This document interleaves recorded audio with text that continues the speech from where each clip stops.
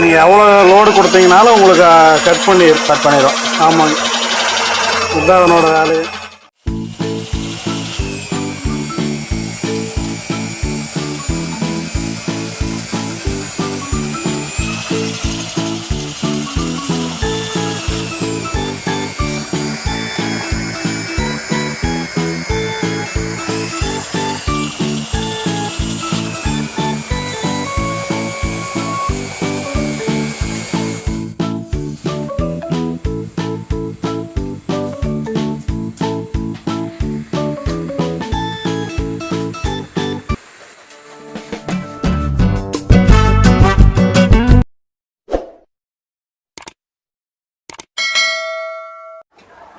Sir இது பார்த்தீங்கன்னா அந்த லெதர் கட் பண்ணுற மிஷின் இல்லைங்களா? ஆமாங்க, சீட் கவருடைய லெதர் கட் பண்ணுற மிஷினு.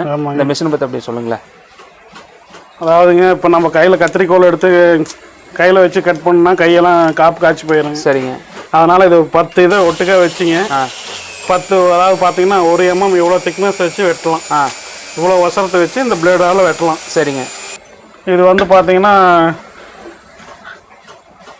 E.Tech 125ன்னு இதுக்கு பேருங்க. இது சேலத்தில் தான் கிடைக்கும். சரிங்க. இதனுடைய காஸ்ட் என்ன சார் வாங்கும்போது? 6500 ரூபாங்க. சரிங்க. வேலை இது வந்ததுக்கப்புறம் வேலை ரொம்ப ஈஸியாக இருக்குது. ஆமாம், எதாக இருந்தாலும் நம்ம ஒரு கட்டிங் போடுறோம்னு வைங்க, நம்ம எதுவுமே பண்ண வேண்டியதில்லை. எவ்வளோ மொத்தம் கொடுத்தாலும்